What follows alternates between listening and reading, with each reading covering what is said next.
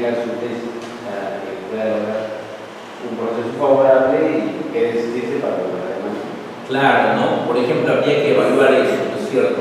O habría que evaluar, por ejemplo, miren, de repente el proceso, porque ustedes saben, un desistimiento del proceso pone fin a ese proceso y a todos sus efectos. Es decir, si el plazo prescriptorio se había interrumpido por la notificación del admisor de la demanda, entonces esa interrupción queda sin efecto y todo el tiempo que ha transcurrido se va a contabilizar.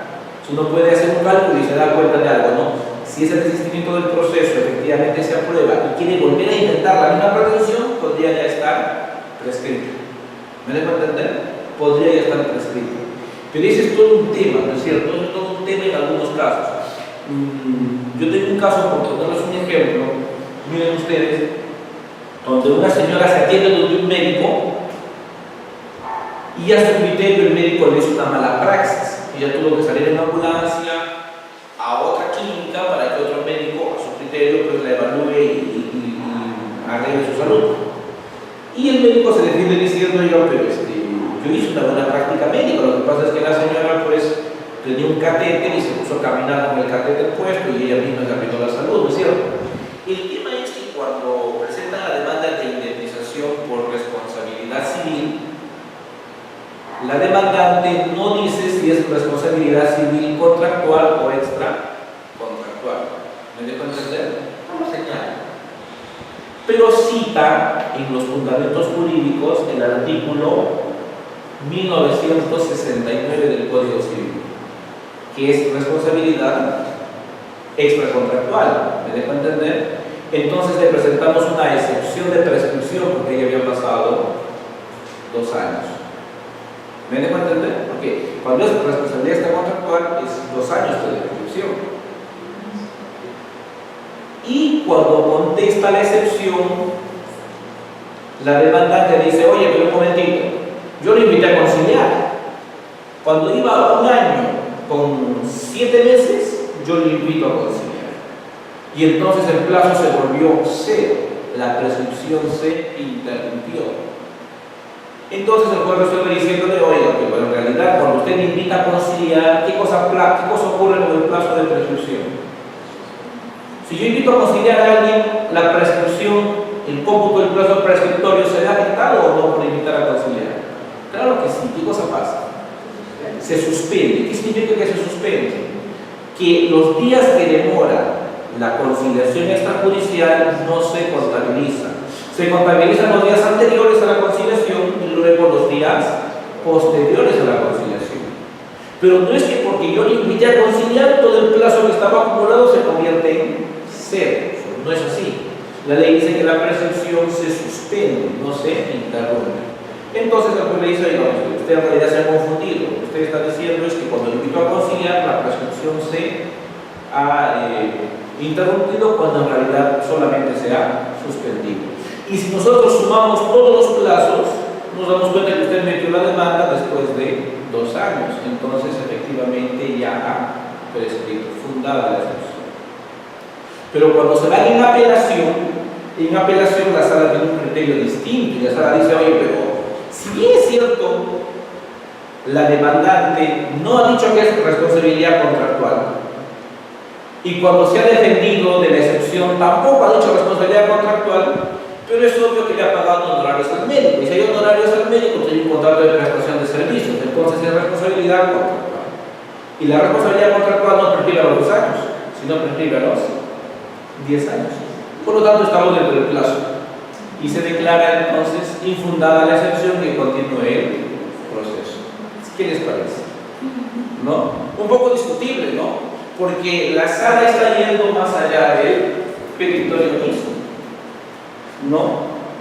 Bueno, es un poco discutible cómo ha aplicado el de Jonathan Victoria. Y el gran problema, ¿saben cuál es? Que al contestar la demanda nos hemos defendido de un tema de responsabilidad extracontractual, porque así se planteó la demanda. Entonces, lo correcto sería que el juzgado, en todo caso, retrotraiga el proceso a una etapa de calificación de la demanda y le diga, ¿sabes qué? No saneo el proceso, aclárame esto. Y una vez que aclare, nos corra un lado para poder defendernos de un tema de responsabilidad contractual. Pero lamentablemente el juzgado no hace estas cosas, ¿no? Considera que ya cuando pronunciado por la sala pasada, ya el proceso y hay que continuar. Es todo un tema.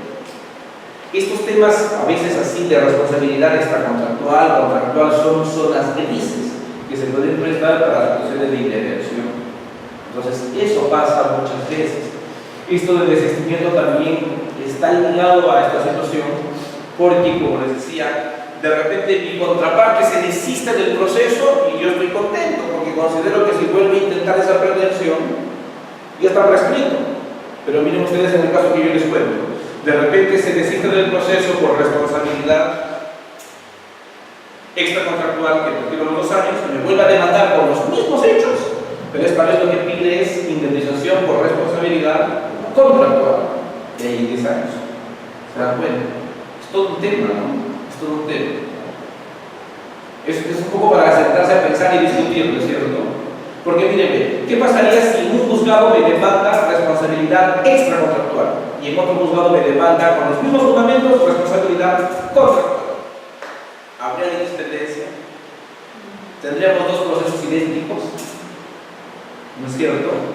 Entonces ahí hay que comenzar a analizar, ¿no? ¿Cuándo hay identidad? ¿Hay identidad de partes? Sí, hay identidad de partes. ¿Hay identidad de petitorio? En ambos casos pide indemnización. ¿Es el mismo interés para lograr? No, en realidad es el mismo interés para lograr. Yo pienso que sí habría identidad del proceso, ¿no? Porque son únicos hechos. El tema es qué régimen legal le aplicamos. Si las normas de la responsabilidad contractual o de la responsabilidad extracontractual. Los civilistas que ven el tema del derecho material consideran en realidad que esa división entre contractual y extracontractual es una mala división. Consideran que esa división ha traído más problemas que soluciones. Y la propuesta que hay es modificar el código uniformizando eso. Pero mientras no se llegue a uniformizar, estamos en estos líos, en estos grandes problemas, ¿no? Y ahí seguimos. Muy bien. Cuando es un desistimiento de la pretensión, ahí sí no se le pone traslado a la contraparte, porque la solución es absolutamente favorable a sus intereses. El desistimiento de la pretensión es aceptado, claro está, bajo los filtros de que no vaya contra el orden público, las buenas costumbres, no afecte el derecho de terceros, no se trate de derechos que sean derechos indisponibles, ¿no es cierto? Y entonces, bajo sus criterios, pasado el filtro, se emite una sentencia que aprueba el desistimiento de la pretensión y con ello lo que tenemos es un símil a una sentencia que declara infundada la demanda, una autoridad de cosa juzgada. Si se quiere intentar otro proceso similar, a pesar que ya se desistió de la pretensión, no hay interés para lograr. Y existe la excepción de desistimiento de la pretensión, ¿no es cierto? No hay excepción de desistimiento del proceso, sino solamente de desistimiento de la pretensión. ¿Está bien? ¿Alguna pregunta o duda? Sí, doctor, en el ámbito del desistimiento procesal, ¿podría ser una excepción también? El desistimiento por acto procesal, ¿podría ser una excepción de dignidad para lograr? No, es que cuando se trata de un acto procesal se entiende que es un acto procesal distinto de aquellos que ponen fin al proceso. O sea, de un acto procesal al interior del proceso, de alguna articulación. Por ejemplo, yo puedo apelar un auto y después me desisto de mi recurso de apelación. Puedo presentar un incidente de nulidad y después me desisto del pedido de nulidad. ¿Se da cuenta? Yo puedo interponer alguna cuestión probatoria, una tacha, una oposición y luego me desisto de esa articulación. Siempre se va a poder cambiar a la parte de juzgado, siempre vamos a poder presentar una parte de juzgado. No, cuando se trata de desistimiento de actos procesales, en tanto esos actos procesales aún no hayan causado una nueva situación jurídica, no hayan generado en el proceso una situación ya de decisión firme, puede haber ese desistimiento, ¿no es cierto? Esa es la idea. ¿Ya? Se trata de actos procesales que aún no han sido objeto de decisión. Si no se señala, creo que es del proceso. Si se existe solamente el desistimiento del proceso. No, es que claro, por eso hemos diferenciado acá tres, ¿no? De algún acto procesal. No, refiero en el escrito de desistimiento, si no lo preciso, si es el proceso de... Claro, usted dice, me desisto para así culminar este proceso, nunca se va a poder entender que es un desistimiento ¿Por qué? Porque el desistimiento de la pretensión es sumamente gravoso. Es sumamente gravoso, implica no poder volver a intentar ese mismo pedido, esa misma pretensión. El abandono también es otra forma de conclusión del proceso, sin en este caso declaración sobre el fondo. Castiga la falta de diligencia y presupone la falta de interés valorado, ¿no? Hay un transcurso del tiempo que fija la norma procesal, el régimen legal es 4 meses. Se trata de una paralización imputable a la parte que tenía el deber de impulsarla, ¿no es cierto? No es un tema imputable del juzgado. Hay situaciones donde la ley establece la improcedencia del abandono. Es decir, es algo, el tema de alimentos es improcedente el abandono, ¿no es cierto? En los procesos laborales es improcedente el abandono. Entonces ya importa el contenido material del proceso, la necesidad de mayor protección, donde el abandono no genera estos efectos. Pone fin al proceso sin afectar la pretensión, impide iniciar otro proceso con la misma pretensión durante un año, se restituyen las cosas, se retrotraen las cosas al estado anterior. Los plazos prescriptorios, los plazos de caducidad no se ven afectados ni conmovidos. Lógicamente, el demandante, por su falta de diligencia al causar el abandono, también debe pagar costos y costos. Si una vez más se declara el abandono del proceso, se extingue el derecho pretendido. ¿No? O sea, tiene los efectos semejantes a una caducidad. ¿No es cierto? Así como la caducidad impide intentar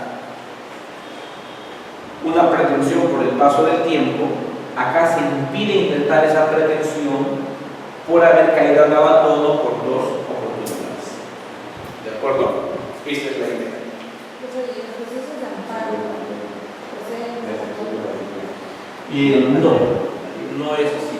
Lo que hay en el amparo es una caducidad por el paso del tiempo para poder iniciar. ¿No? Pero en realidad, una vez iniciado el proceso, no debe haber relación de abandono, porque el contenido es fundamentalmente ligado, como usted bien dice, a derechos intrínsecos fundamentales, ¿no es cierto? Lo que sí puede haber de pronto es la imposibilidad de un pronunciamiento sobre el fondo, ¿no? Es que es distinto. Claro. Claro, y todo un tema, ¿no? Hay amparos que duran más que un proceso ordinario. Hace poco escuchaba de que presentaron un proceso de amparo, una demanda de amparo por el tema de la concentración de los medios de comunicación en pocas manos. Creo que ese proceso ya tiene casi 4 a 5 años. Un amparo de más de 4 años es una cosa impresionante, ¿no? Si el amparo dura así, ya ¿qué podemos esperar? ¿No? No hay nada que hacer. Terminamos esta partecita hablando del juzgamiento anticipado. El juzgamiento anticipado implica que el juez pasa a la etapa decisoria sin que hayan precluido todas las etapas procesales, ¿no? ¿Qué cosa pasa acá en el primer caso? Se ha declarado rebelde al demandado, ¿ya?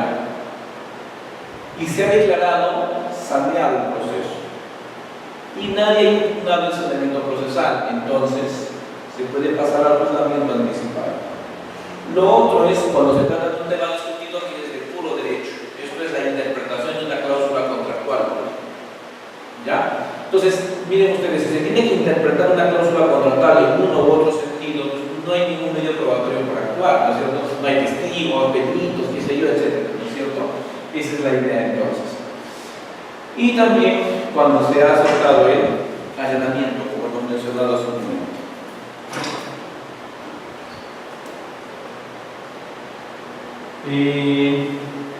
La conclusión del proceso puede ser una conclusión ordinaria o extraordinaria. Es extraordinaria cuando hay una declaración de fondo mediante un auto que aprueba una conciliación, una transacción o un desistimiento de la pretensión. Porque no se olviden que el desistimiento de la pretensión es como si la demanda hubiera sido declarada infundada. En el caso de la conciliación o la transacción se ha resuelto el conflicto de intereses por acuerdo de las partes, ¿no es cierto? Pero también, así como hay una conclusión extraordinaria que atiende el tema de fondo, hay conclusiones donde no se atiende el tema de fondo. Puede ser por frustración de la materia, puede ser por el fallecimiento de una de las partes cuando se trata de pretensiones personalísimas, ¿no es cierto? Que vamos a decir sus herederos, ¿no? Quienes lo suceden en el proceso no podrían ejecutar una determinada prestación. Siempre se utiliza este ejemplo, ustedes recordarán el ejemplo de pregrado, ¿no? Yo demando cumplimiento de contrato a un arquitecto que tiene que diseñar el interior de mi casa, que es un excelente arquitecto, artista, y le demando el cumplimiento del contrato. Y él fallece. ¿Qué hacemos ahora? ¿Sus sucesores que cumplan? Sus sucesores no tienen nada de artistas. No tendría sentido, se dan cuenta, ¿no es cierto? El abandono del proceso, como acabamos de ver también, ¿no es cierto? Y también cuando se trata de una excepción o una defensa previa que ha sido amparada ahí, esto causa estado, no vale decir que de ejecutoria o consentida la excepción. Entonces también puede haber una decisión, por un lado, que atiende al fondo y otra que no ataca al fondo. ¿Ya? Esto otro ya es un tema que me parece que esto lo encontramos en el código, los elementos formales que tiene que haber, una cuestión descriptiva, ¿no? Simplemente decimos, la sentencia pone fin a la instancia pronunciándose por el derecho, hay un segundo párrafo, ¿no es cierto? Para ello tiene que señalar qué hechos han sido probados y cuáles no, y cuál es la norma aplicable al caso concreto. Muchos de ustedes nos han escuchado, hay una fuerte campaña de establecer que las sentencias sean lo más claras, precisas y sencillas posibles, ¿no es cierto? Porque se suele decir entonces de que muchas veces el justiciable recibe una sentencia, la lee y no la entiende por la terminología que hay, los latinados, las frases, ¿no es cierto? Y en algunos casos nosotros los abogados recibimos la sentencia y ni siquiera siendo abogados la entendemos, porque a veces la redacción es oscura, es imprecisa, ¿no? Y dicho sea de paso, muchas veces la sentencia, a veces uno ya la conoce, porque la sentencia, ¿no es cierto? Primero considerando, ¿no? El justiciable tiene derecho, la tutela jurídica efectiva desde el Imperio Romano, con el Código de Justiniano, eso no tiene nada que ver con el caso, ¿no es cierto? Punto 2, el Tribunal Constitucional ya ha dicho que siempre hay que escuchar a las partes, tampoco no tiene nada que ver, ¿no es cierto? Así como cinco, lamentablemente no pareciera que se busque una sentencia pues, que sea voluminosa para que parezca, ¿no? Que han trabajado duro la sentencia, ¿no? Y en realidad pues uno va y encuentra 2 o 3 considerando nada más que sí aluden a lo que nos interesa, ¿no es cierto? Ese es el punto entonces. En realidad la sentencia debiera, ¿no es cierto?, ser en esencia eso, el análisis de los hechos a la luz de las normas jurídicas para establecer la decisión, ¿no? Estos son requisitos formales. Bueno, los materiales se refiere a la congruencia, lo que estábamos diciendo hace un momento acá, ¿no es cierto? Congruencia, responder al peritorio, sin salir de ese peritorio, sin pronunciarse menos ni pronunciarse más allá de ese peritorio, y sin salir también de los hechos citados por las partes. Esa es la idea, la congruencia es que el juez no debe ir más allá del petitorio y sus fundamentos fácticos, ¿no es cierto? Esa es la congruencia. No ir más allá, ni tampoco, así como se peca por exceso, tampoco debería pecarse por defecto, ¿no es cierto? La motivación implica exponer las razones que han llevado a analizar e interpretar los hechos de un determinado modo. Porque el juez va a tener que decirnos qué cosa considera él que está aprobado y qué cosa considera que no está aprobado. Y qué norma jurídica se aplica por dentro del caso concreto. Entonces tendrá que interpretar esa norma jurídica. Y tendrá que interpretarla a la luz de principios constitucionales, lo que se llama la motivación en el ámbito de la justificación externa y también al caso concreto, ¿no es cierto?, cómo se aplica la justificación interna. Y la exhaustividad implica, ligado a eso justamente, el análisis de la situación concreta y no tanto irse pues por las ramas, ¿no es cierto? Las sentencias, esta partecita sí es un poco más técnica, ¿no es cierto? Las sentencias pueden ser, por su correlación con la pretensión, sentencias meramente declarativas, sentencias constitutivas y sentencias de condena, ¿no es cierto? Cuando decimos una sentencia es declarativa, cuando solamente señala si existe o no existe un derecho y desde cuándo existe, pero no crea una nueva relación jurídica. Esa es su gran diferencia con las sentencias constitutivas. ¿Cuándo una sentencia es constitutiva? Cuando crea una nueva relación jurídica, modifica una relación jurídica o extingue una relación jurídica. ¿No es cierto? Esa es la idea. Por ejemplo, el divorcio. Sentencia de divorcio, ¿declarativa o constitutiva? ¿Qué les parece? ¿La sentencia de divorcio extingue una relación jurídica o no? Claro, extingue la relación jurídico-matrimonial, ¿no? El vínculo conyugal, ¿no es cierto? Una sentencia de filiación extramatrimonial.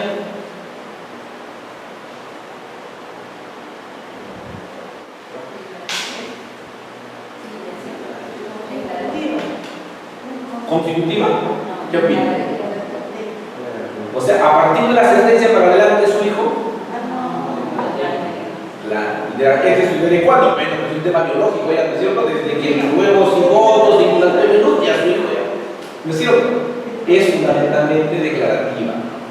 Repito, la declarativa lo que hace es establecer la existencia de una relación jurídica, pero no la crea, porque si no ya es una sentencia constitutiva. Y la sentencia de condena es la que establece el cumplimiento de una determinada obligación, más propiamente la ejecución de una determinada prestación.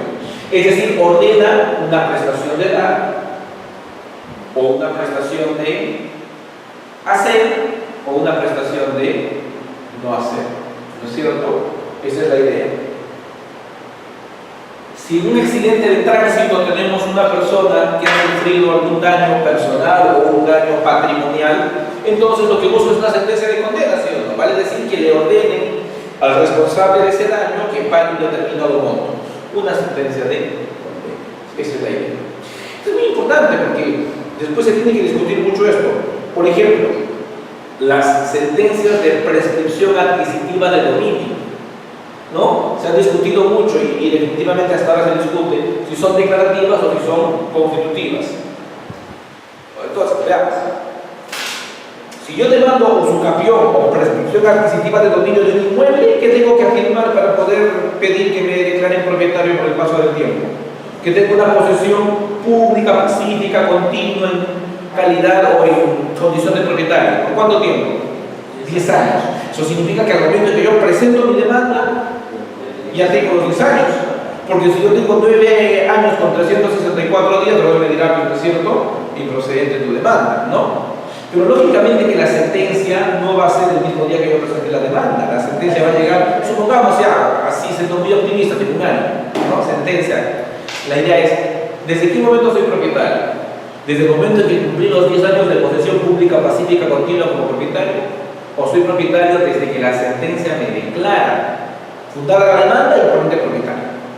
¿Me dejo entender? Esa es la idea, esa es la discusión que se ha dado. La mayoría se inclina por decir que en realidad la sentencia es declarativa. Lo que se hace es declarar que al momento de la demanda ya tenía los 10 años de posesión pública, pacífica. ¿Me dejo entender? Y algunos van más atrás y dicen, no, al momento de la demanda no, sino que ya en algún momento en el tiempo ya cumplió los 10 años. Inclusive cuando demandó ya tenía más de 10 años, ¿no? Es muy importante, porque escuchen, la posesión debe ser pública y pacífica. ¿Cuándo no es pacífica? Cuando me demanda, por ejemplo, reivindicación, ya no es pacífica, me está reclamando, devuélvete el mío. Pero ¿qué tal si me demanda reivindicación cuando ya tengo la posesión por 12 años? Posesión pública, pacífica, continua, etc. Entonces lo que yo hago es reconvenir diciendo que no puede, pues, exigírseme la restitución de la posesión, ¿no es cierto? Porque la reivindicación, típicamente, ¿qué se dice? La reivindicación consiste en que el propietario no poseedor le exige al poseedor no propietario que entregue el bien, ¿no es cierto? Pero yo digo lo siguiente, contesto la demanda y además reconvengo, diciendo que yo no le voy a restituir la posesión. ¿Por qué? Porque ya soy propietario, ya tengo más de 10 años. Pero al momento de contestar de esa manera, ya mi posesión no es pacífica, porque estoy en medio de un reclamo judicial de entrega. Entonces eso se soluciona diciendo en un momento, yo ya soy propietario desde ese tiempo. Yo vengo a ese proceso solamente a que se me declare que soy propietario, no a que se me haga propietario, ¿no es cierto? A mí me hizo propietario el paso del tiempo, ¿no? El paso de los 10 años, eso me ha hecho propietario. La sentencia que usted emita, eso no me va a hacer propietario, eso va a reconocer, va a declarar mi propiedad. Entonces, tiene importancia, tiene sentido, ¿no es cierto? Distinguir entre las declarativas y las constitutivas. O sea, no es baladí, no es solamente para que la doctrina se regocije, ¿no es cierto? Mostrando cosas bonitas, ¿no? Y lo otro, las circunstancias de incongruencia procesal, cuando no se respeta el petitorio, cuando se peca por defecto o por exceso, ¿no? Cita repita, incongruencia por defecto, ¿no es cierto? Se omite decidir sobre algunas de las pretensiones procesales planteadas válidamente, ¿no es cierto? Entonces, cita petita implica por defecto, que es lo contrario a ultra petita. Ultra petita es decir, más allá de lo pedido o más allá de los hechos, ¿no? Se acude más, se va más allá de la controversia judicializada. Extra petita cuando se resuelve algo distinto a lo pedido. El juez se pronuncia sobre un petitorio sobre hechos no alegados. Y la infrapetita es cuando se pronuncia por una cantidad, por un quantum menor a lo solicitado. ¿Ya? Estas sí son manifestaciones doctrinarias, pero que cobran importancia, son importantes. Miren, yo pude ver un caso donde inclusive a un juez de paz entrado lo llevaron a cabo un proceso de disciplinar del Consejo de la Magistratura para que lo destituyan. El profesor de San Marcos, Aníbal Torres Vázquez, se pronunció por la destitución, los demás no. ¿Qué había pasado? En un pueblo de la sierra, una señora demanda alimentos, ¿ya? Y el demandado lo que hace es poner su camioneta a nombre de su sobrino. Y lo que hace es también transferir el inmueble a otro pariente. Y cuando contesta la demanda, apunta una boleta de remuneraciones de una empresa, pues que gana la remuneración mínima. ¿Me dejo entender? O sea, este tipo fabrica un documento que dice que su sueldo es el mínimo. Pero era de conocimiento público en todo el pueblo, porque el pueblo es chiquito, ¿no es cierto? No todos lo conocen. Él se paseaba con la camioneta, porque era suya. Pero cuando le pedía la tarjeta de propiedad, la tarjeta decía que era de su sobrino. Vive en una gran casa, que era de él, pero estaba a nombre de otro pariente. Entonces, como ocurre el chico, pues digo muy molesto, ¿no? Es de conocimiento público, todos lo saben, que en realidad este señor quiere hacerle fraude a la ley.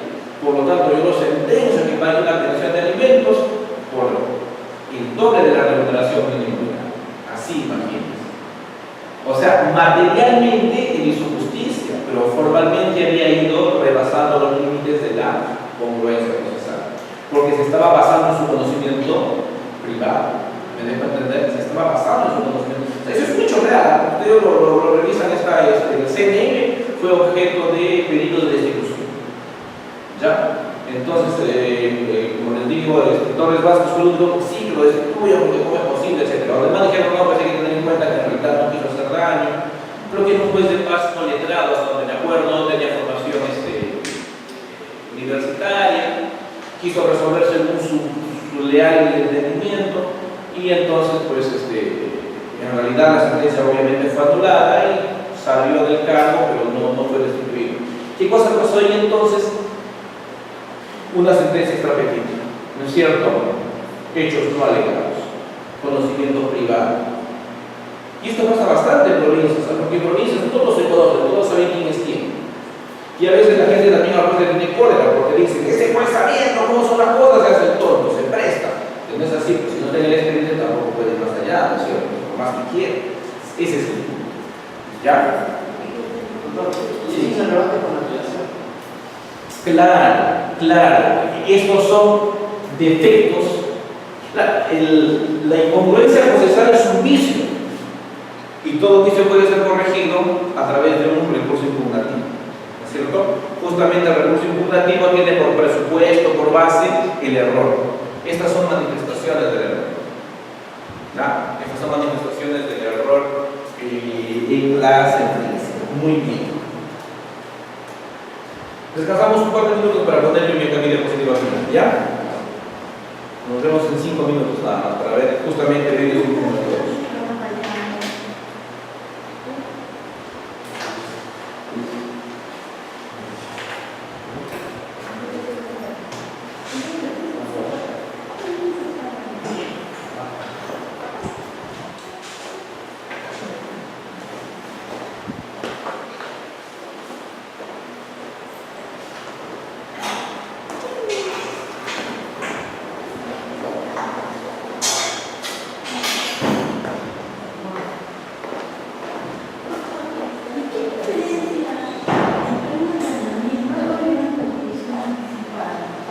Que la conclusión anticipada es un nombre genérico y una de las manifestaciones es el heredamiento.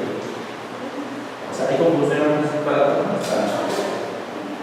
en varios momentos.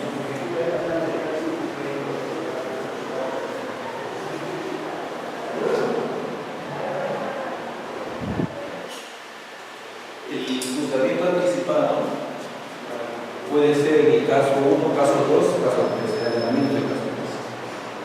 O sea, todo allanamiento aceptado es juzgamiento anticipado, pero no todo juzgamiento anticipado es allanamiento. También hay juzgamiento anticipado cuando ya no pasamos a la etapa de pruebas. ¿Por qué? Porque es de puro derecho. ¿No es cierto? O sea, yo le demando a usted porque yo interpreto una cláusula del contrato de un determinado sentido, o le demando porque yo quiero que la ley se aplique, y tú me dices, no, la ley ya no se aplica, la ley. Entonces, ¿cuál se aplica, la ley o la ley? Me puede decir, vamos al proceso. La pregunta es, ¿tendrá que haber etapa de pruebas? No hay testigos, no hay pericia, no hay documentos. Entonces, voy a decir, mire, ¿para qué le voy a llamar a audiencia de pruebas? Señalar juzgamiento anticipado. ¿Por qué? Porque se está debatiendo un tema de puro derecho, ¿no? Y otra manifestación del juzgamiento anticipado es cuando la rectoría. Por ejemplo, en la UNP presentan una acusación, ya el señor dice, demanda que me reconozcan 15 años para adicionar a mi que ya tengo conocido y me den con 20 años de pensión. Mi pensión y mi libertad, todo, ¿no? Entonces, revisamos, y decimos, los minutos antiguos no le han previsto esto, y ahora estamos reconociéndole esto. Entonces, hay que hacer una conclusión anticipada. Claro, ya no pasamos un taco de trabajo. Pero ellos, por ejemplo, que dicen que hay que llamar al Señor para conciliar con el Señor y que el Señor se desista. Entonces, hacemos la conclusión anticipada. Pero esa es una, veríamos esto acá, ¿cierto? Es una conclusión con declaración sobre el fondo, pero de manera extraordinaria. Estaríamos aquí en una conclusión del proceso con declaración del fondo. Una conclusión anticipada extraordinaria. Porque en ese caso, pues, que usted plantea, puede haber dos tipos de dos caminos. Un camino es decir al juez, el juez tiene razón de seguir. Todos los que están presentados son ciertos, son válidos, no hay nada que hacer, existe la razón, nos allanamos. Y entonces no puede emitir una sentencia, ¿no es cierto? En ese sentido. O lo otro que también podría pasar es que ustedes evitan de inmediato una resolución administrativa que diga, ¿no es cierto? En vista que el señor se resuelve otorgarle la pensión tal. Y entonces lo que habría es una sustracción de la materia. Porque el juez ya no tiene que emitir una sentencia declarando que le reconoce los derechos porque ya están reconocidos. ¿Se da cuenta? ¿Qué diferencia hay entre que el Señor, que la ONP emite una resolución, le haga una sustracción de la materia y que haga una conclusión del proceso? Es que el tema es que habría que ver si el procedimiento administrativo se puede iniciar así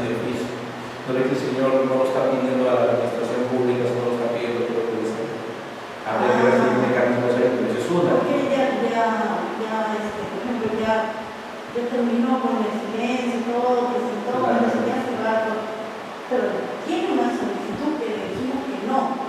Claro, ya cómo, ahí es un tema, cómo modifica un contrato administrativo que hay de la Comisión de Cosas Decididas. Ah, es por eso. Podría tener esa barrera, podría ser una, habría que ver en el caso concreto. Lo otro también puede ser por un tema práctico, ¿no? Que si le damos la razón con el allanamiento que implica reconocerle costas y costos. Claro. Sabe que pagar al abogado. Mejor le llame al señor, ¿sabe qué? Le vamos aquí entre nos, le vamos a dar su resolución, aceptando todo lo que quiere, pero desistes. Sí. Entonces ya no hay, pues, Cosas. ya no hay cosas. Ah, También. debe ser por eso. Y también, pues, en el tema de sus estadísticas, en el tema de imagen. Pues ahí que salga de 100 casos, 80 allanamientos. ¿Se da cuenta? Claro, pero sí, diríamos, el supervisor, el ¿qué pasa? Ustedes son un departamento legal que puro autogol, puro allanamiento, ¿se da cuenta? Puro autogol son. En cambio, el desistimiento queda por, hemos logrado que se desista. Ah, caramba, buen, ¿se da cuenta? Si el allanamiento no paga costas y costos. Claro, claro, Insistimiento no. claro. El allanamiento, No, pues. y el señor mismo está poniéndose de acuerdo. No, a ver, en el allanamiento lo que se hace es evitar los costos y costos. El allanamiento se evita. El allanamiento se evita. Pero en este caso, en la administración pública, yo creo que es diferente. ¿Por qué? Porque le has hecho transitar todo un procedimiento administrativo, lo ha sufrido para que la gente allane judicialmente. Por ahí iría la diferencia, probablemente. Doctor, yo tengo un proceso laboral con el juez. Ya. No me quiere aceptar el allanamiento, justamente porque dice que estamos utilizando la autoridad judicial para reconocer un derecho laboral frente a un concurso de acreedores que tiene la empresa. Un tema que El es un tema tema laboral, donde yo le llevo a un beneficio para acá, pero la otra parte, el representante se ha allanado. Y el juez me dice, no, usted no, pero ¿qué quiere lograr con la autoridad judicial? O sea, no es un pliego de preguntas que hace ahí, no se sabe por ese control que usted dice en la autoridad. Diciendo, ¿por qué quiere, por qué quiere, de dónde se va a pagar si no hay plata en la empresa? El representante se allana a la llamada. Se pone pregunta, ¿no? ¿De qué forma usted, cómo se llama? ¿De qué forma se le va a pagar si no para pagar? Entonces yo le digo, bueno, no es parte de este proceso, vean si eso es parte de la ejecución del proceso, si de forma. no, pero hay un tema. Pues. De repente lo que no se está viendo es que va a haber un procedimiento concursal a futuro. Pero eso uno lo verifica. Ya no vamos a tocar. Pero pues quieres evitar el fraude. El El fraude, claro, porque ¿qué cosa ocurre? El tema es bien simple, ¿no? Acá estamos tres personas que somos acreedores, somos los proveedores de la empresa. Y lo que hace el deudor es fraudulentamente reconocerle la deuda a un trabajador o un grupo de trabajadores. ¿Para qué? Para que estos trabajadores tengan mejor posición cuando se dé un concurso de acreedores. Ahí supongamos que usa los oficios que sean necesarios para ver si hay un concurso de acreedores, ¿no? ¿Ya? Y ya, sale como que no tiene ningún tipo de acreedor. Ahí sí tendría la fundada la mano. En todo caso, problema de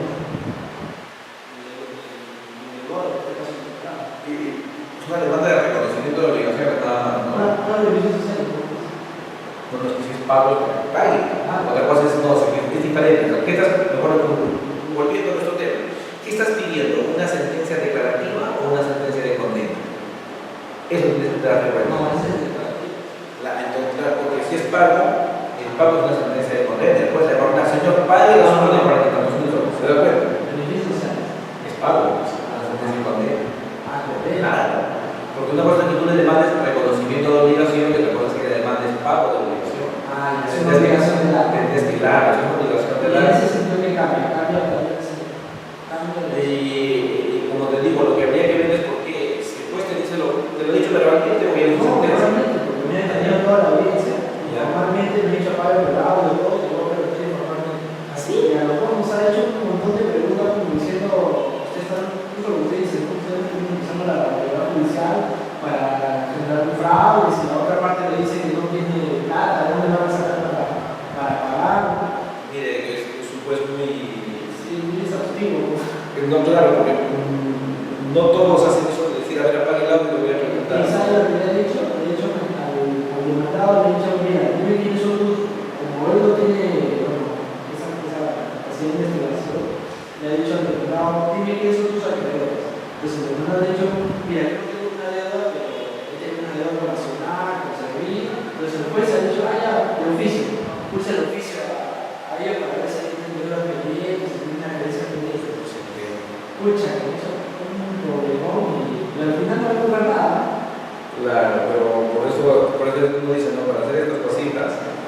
hay que tener cuidado, ¿no? Porque pues, y creo que es lo correcto, ¿no?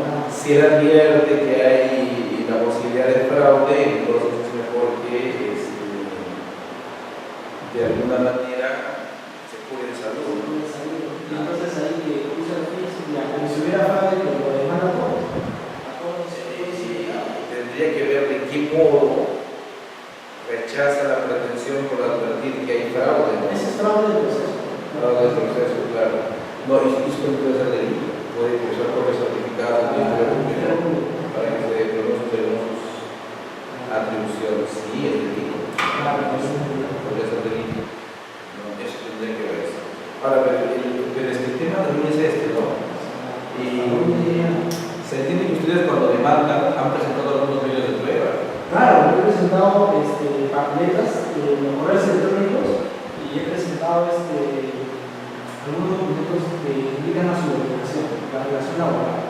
Y he dicho, a ver, puedes encontrar una palabra con cheques, te muestran los cheques, planillas, te muestran la planilla, dame todos los años.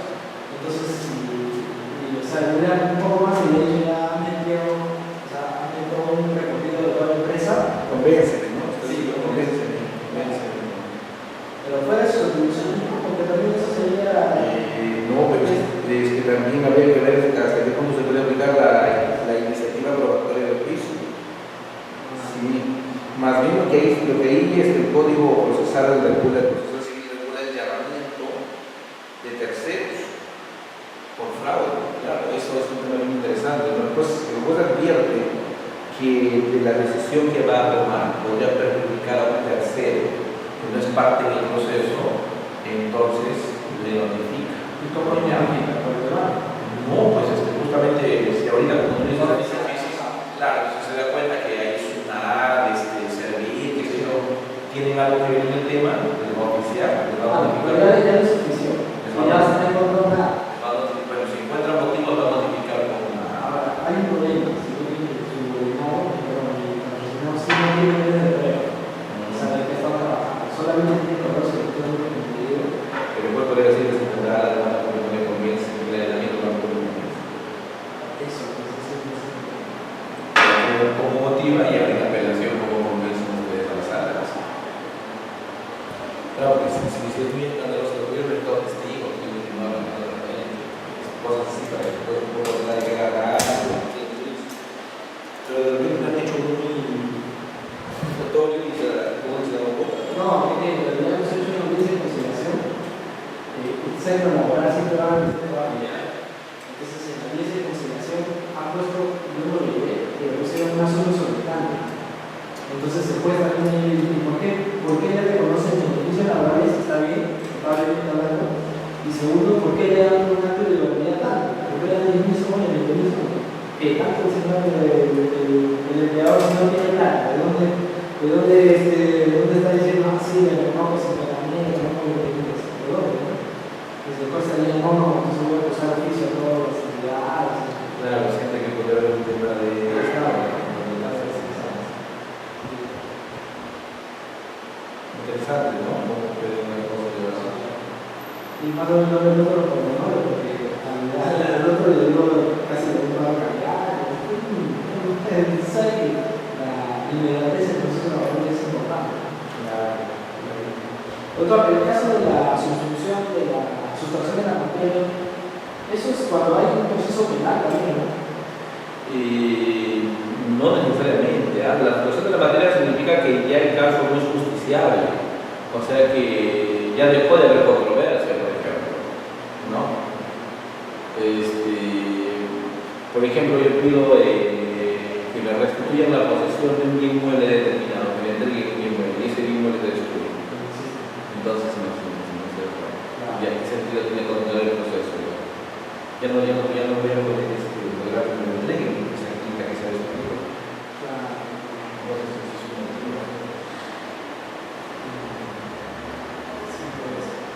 Eso pasa ahora en el proceso laboral.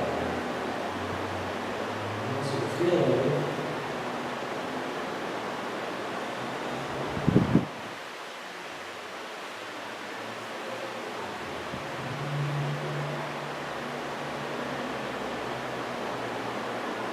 También de acuerdo al proceso de ejecución de resolución de contrato expreso, también la contraparte solamente puede demandar la ejecución del contrato. Cuando hay una resolución de cláusula expresa.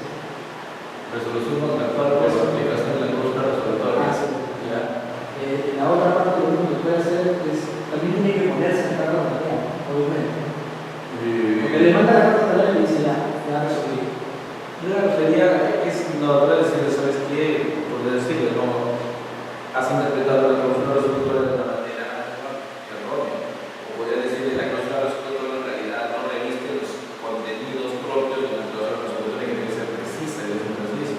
O le puede decir, los hechos no han ocurrido, no es una situación que se iguale a la cláusula resolutoria. Y es a favor de alguno de los fieles, según la jurisprudencia, es a favor de la causa.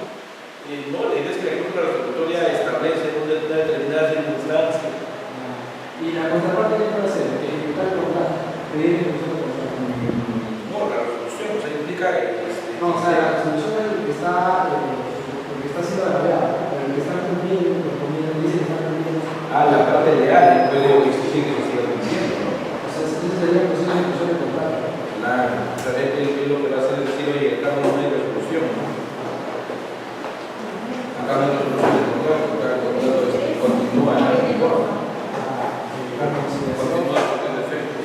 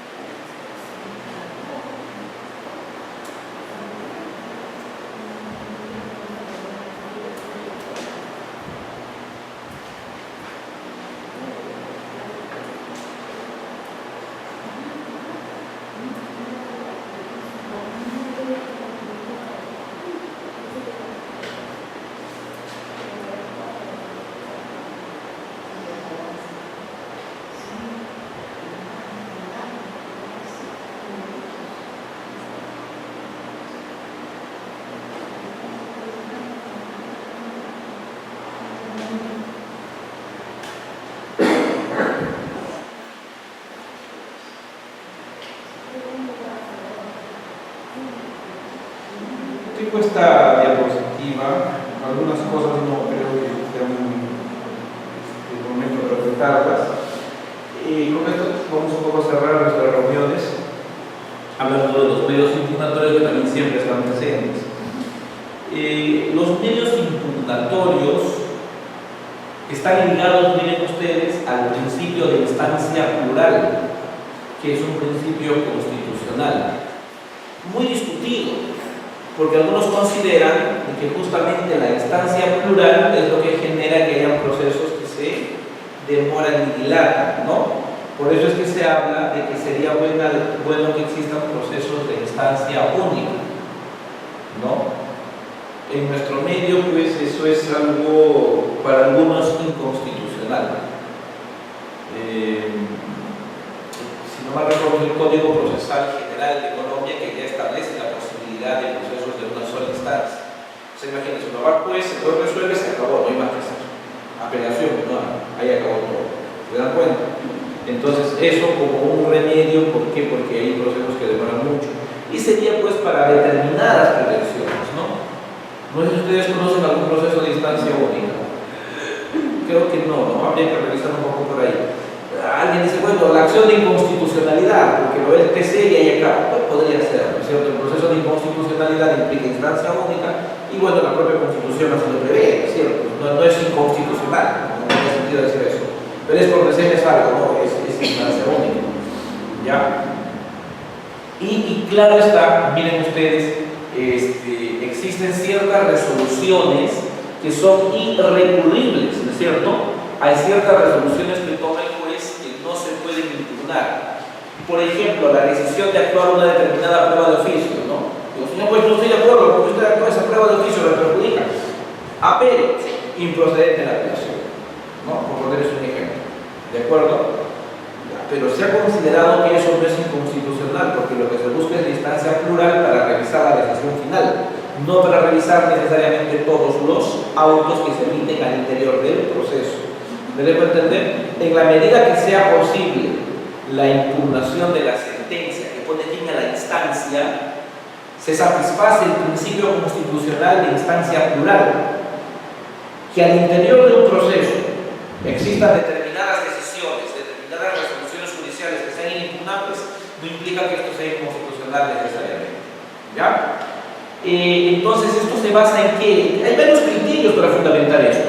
Un criterio es que el juez, como ser humano, nos entrega un producto que es la sentencia, es un producto del intelecto humano que podría estar viciado por error. Y para corregir el error es que tiene que posibilitarse la revisión de esta decisión. La revisión implica justamente los medios impugnatorios, ¿no? Permiten cuestionar el acto procesal y permiten que se vuelva a examinar ese acto procesal que está siendo impugnado. El interés privado es corregir ese error que afecta a un determinado interés. Creo que está en la siguiente diapositiva, pero miren, las impugnaciones se basan en dos cosas fundamentales: la existencia de un error y la existencia de agravio. Siempre que yo voy a impugnar, tengo que impugnar. ¿Por qué impugna? Porque acá hay un error. ¿De acuerdo? Oiga, pero ese error a usted no le interesa. No es que ese error me perjudique. Ese error me agravia de la siguiente manera. ¿De acuerdo? Toda impugnación necesariamente nosotros debemos fundamentarla explicando esas dos cosas. ¿Dónde está el error y dónde está el agravio? ¿No es cierto? Si hay un error, pero ese error no me afecta en nada, entonces pues no tengo por qué impugnar, ¿no es cierto? Esa es la idea. Si algo me agravia, pero no le encuentro el error, tampoco tiene sentido la impugnación. La finalidad pública implica la correcta aplicación del derecho, ¿no? El fin monofiláctico en general, y la fundamentación o finalidad sociológica es darle legitimidad al Poder Judicial, ¿no es cierto? Que la población vea en su Poder Judicial que hay satisfacción de sus intereses de acuerdo a un criterio de justicia que está plasmado en las leyes, ¿no es cierto? Esto es lo que les decía hace un ratito. Sin agravio no hay recurso, ¿no? Esa es la idea. Esto es algo también similar al tema de las nulidades. El tema de las nulidades es otro tema totalmente importante e interesante. Cuando nosotros encontramos un error, a veces ese error, por ser un error de forma, da lugar a una nulidad. Entonces también, de manera semejante, cuando uno pide la nulidad, ¿por qué es? Porque hay algún tipo de agravio. No, error y agravio siempre estarán presentes para pedir que se revise un determinado acto procesal. Esos errores pueden ser errores en el juicio, o sea, errores en el razonamiento, o pueden ser errores en el procedimiento. ¿De acuerdo? Los llamados errores injudicando y los errores improcedendo, ¿no? Que siempre se suele así utilizar esas clasecillas, ¿no es cierto? Los errores de juicio pueden ser errores de hecho, es decir, errores en cuanto a cómo hemos establecido los hechos probados en el proceso, ¿ya?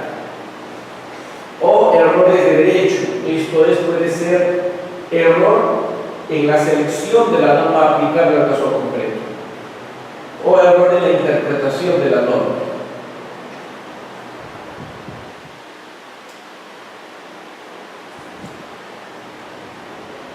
Muy bien. Todo sistema de imputaciones se basa en la posibilidad del error. Desde el antiguo Calamandrei, estos errores pueden ser los de improcedente y los injudicados que estábamos mencionando. Este es un esquema un poco que nos da la pauta inicial, ¿no es cierto? El punto de partida.